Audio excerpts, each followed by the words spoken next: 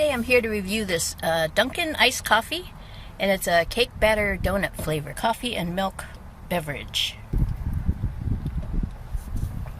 And this can is 200 calories, so it's not, even though it has skim milk, it also has cream, so that's probably why it's 200 calories.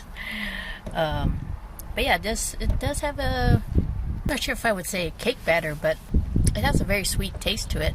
If you like iced coffees, actually you'll like these. But not sure about the taste here about cake batter donut. So, but it is still a good drink. So I think I'll give it a A-. So anyways, I'm gonna take another sip, and I'll see you in the next one.